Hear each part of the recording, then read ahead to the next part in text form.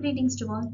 Welcome to Future of this Academy. Today we are going to see the daily current affairs of 29th May. In this, we are going to discuss about topics of civil society, Indian Pacific Islands relations, and Pradhan Mantri Awas Yojana Gramin PM AYG. Here, all these three topics comes under GS2 paper. Now we'll have detailed analysis of these three topics. Our first topic is about civil society. First of all, we have to know about what is civil society. Civil society refers to the space for collective action around shared interests, purpose, and values generally distinct from government and commercial for profit actors.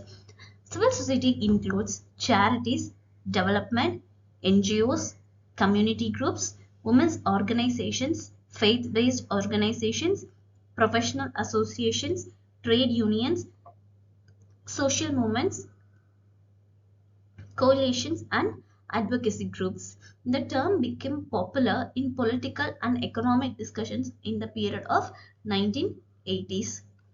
So it has power to influence the action of elected policymakers and business.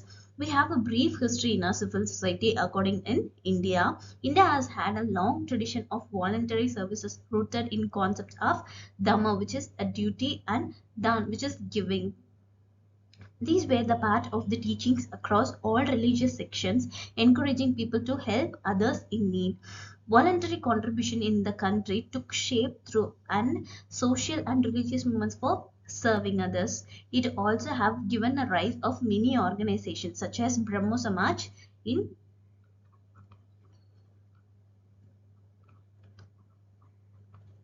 1828. Next is Theosophical Society.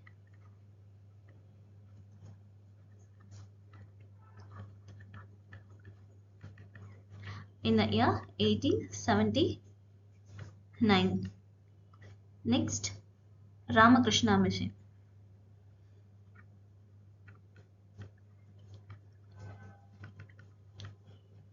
In the year 1897. Next, Seva Samiti in the year 1914.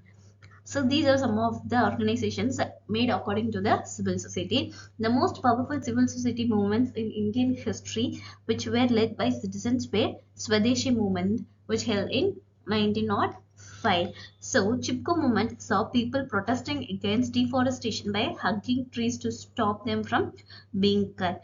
So the anti-cooperation movement for Jandan Lokpal Bill 2011 led by Anna Hazare brought together a huge number of people, making it one of its kind event in decades. So these are all some of the examples of civil society. Now what are the roles and functions of civil society?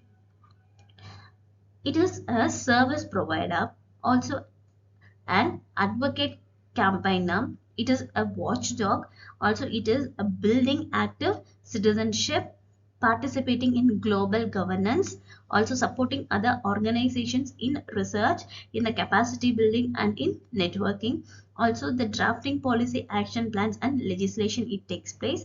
In research and evidence also civil society plays its role, and also in innovation area, and finally it focuses on substantial issues. Now what are the challenges seen in the civil society?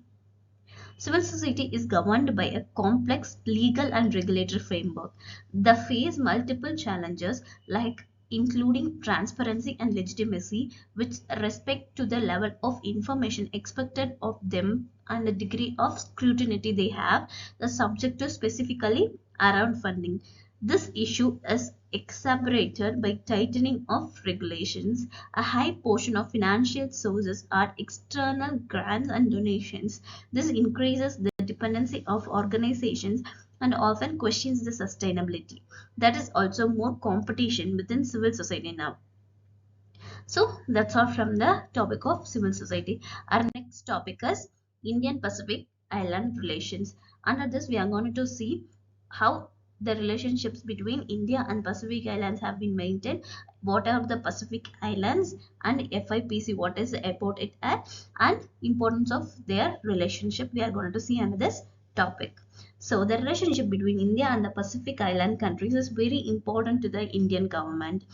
Economic ties and cooperation with the Pacific Island nations, according to India, are important components of its expand. The act is policy.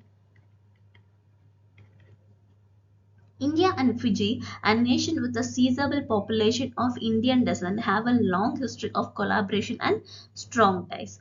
India is one of the 18 conversation partners that have attended Pacific Island Forum, that is PIF meetings, along with the US, EU, and China. India and Pacific nations have always had a friendly but low-key relationship. Because of the great physical distance and the absence of any compelling geopolitical or economic objectives, there has not been any direct engagement. Currently, geopolitical environment ties between India and Pacific Islands have become more important than ever. Mutual respect, ties to one another cultures, and dedication to sustainable development define these relations. As former the British colonies, several Pacific Island countries, notably Fiji, Papua New Guinea, and Solomon Islands, have shared history with India. Because of their shared past as the members of British Empire, these nations now share similar political, legal, and educational frameworks. English is also commonly spoken in these nations. Significantly, Indian diaspora populations, particularly in Fiji, have contributed to the development of interpersonal relationships. The population of Fiji is made up of the descendants of indentured servants who were transported to islands by the British in the late 19th and early 20th centuries. The Cook Islands, Fiji, Kiribati, Marshall Islands, Micronesia, Nauru, Niue, Palau, Papua New Guinea, Samoa, Solomon Islands, Tonga, Tuvalu, and Vanuatu are among the 14 countries that make up the Pacific Islands, often known as the Pacific Island countries.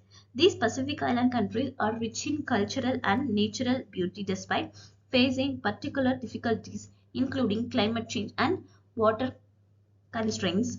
They are now a crucial region that is receiving more attention from more major world powers, including China, the US, and India, who are all seeking influencing through alliances in the areas of security, trade, and development. With this, we have to know this.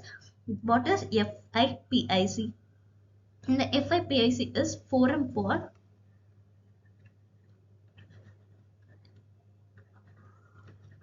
India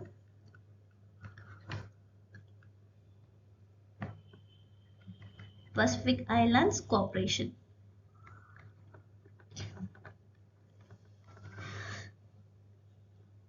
Here, it was launched by Fiji in 2014. It includes 14 island countries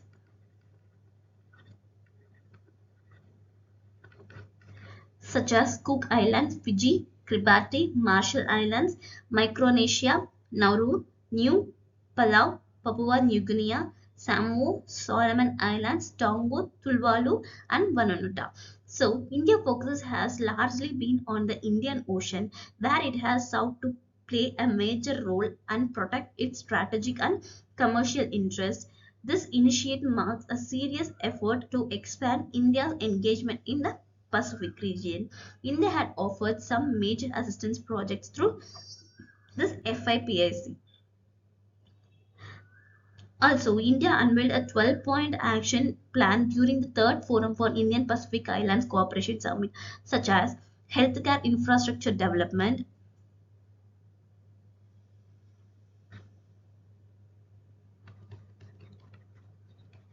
healthcare infrastructure development,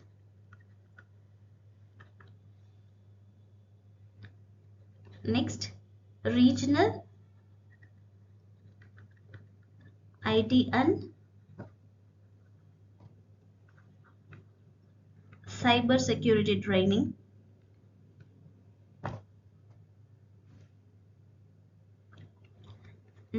Jaipur food camps,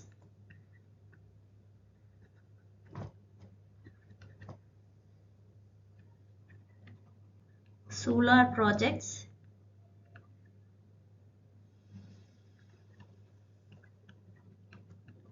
sea ambulances,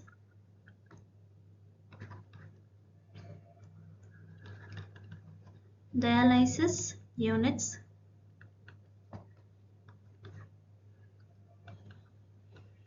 round the clock helpline.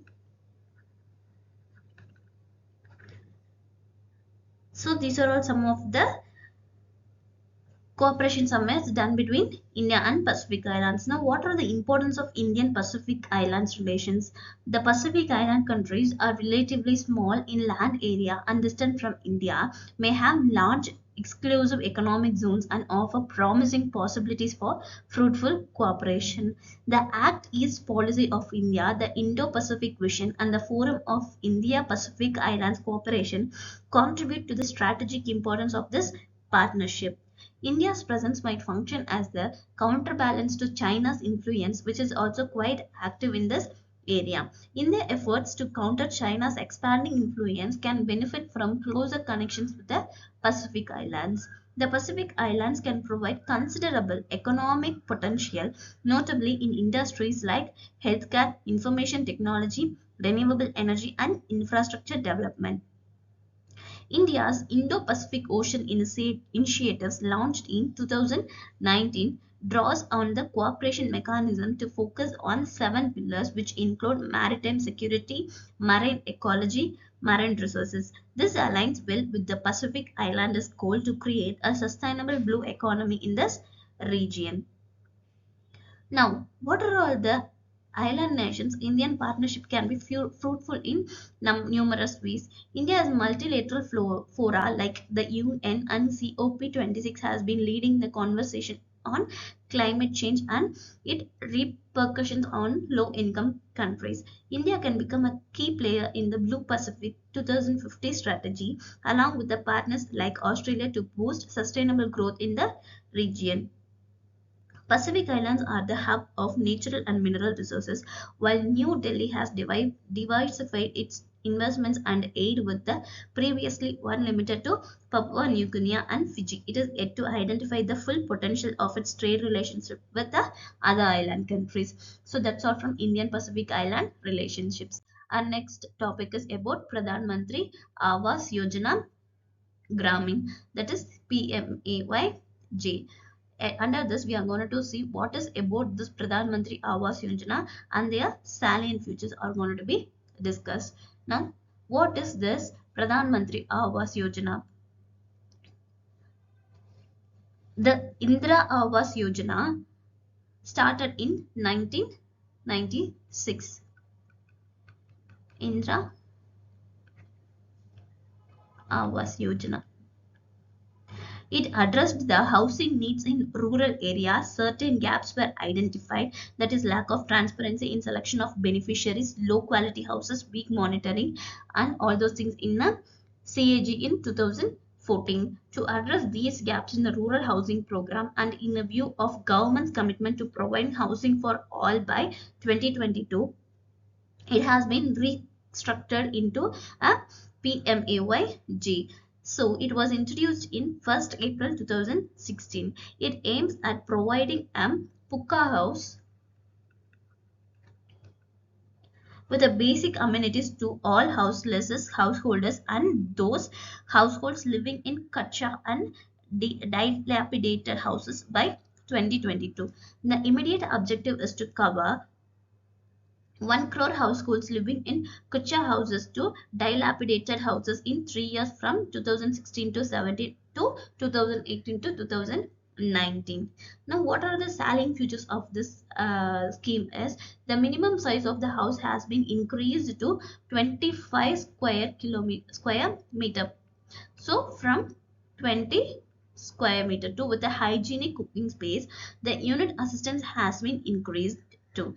The assistance for construction of toilet shall be leveraged through convergence with SBMG and MG Naregas or any other dedicated source of funding. For convergence for piped drinking water, electricity connection, LPG gas connection, etc., for the different government programs are also to be attempted. Now, what is the uniqueness that this scheme has? It is, instead of selecting the beneficiary from among the below poverty line households, it selects them using housing deprivation parameters, which is to be verified by the Gram Sabhas. Also, towards the better quality of construction, setting up the National Technical Support Agency at the national level is envisaged. A pan-India training and certification program of masons have been launched in the states or union territories. This includes the program implementation and monitoring are to be carried out through an end-to-end e-governance model using Awas Soft and Awas app. The program implementation is also to be monitored through the community participation such as social audit and member of parliament Disha committee. Now, what is other states or union territories share given to the UP? The center has the set of a target constructing 2.95 crore houses by the March 2024. Of 2.95 crore houses, nearly 2.4 crore were to be allotted states based on the social economic caste census data, while the remaining 91 lakh houses were allotted based on the survey Awas Plus, which was conducted between June 2018 and March 2019 across the country. However, these states and union territories Gujarat, Tripura, Odisha, Sikkim, Meghalaya, Andaman and Nicobar Islands, Madhya Pradesh, Kerala, etc. together failed to sanction a total houses within a deadline of June 30. On the other hand, UP, which is initially allocated 34.72 lakh houses, has sought the center's approval for this addition. So that's what from our Pradhan Mantri Awas Yojana scheme. That's all from our today's news. To read this document, you can visit our website. The website link is provided in our description. To get more daily current affairs videos, follow our YouTube channel, also our Telegram channel. Thank you.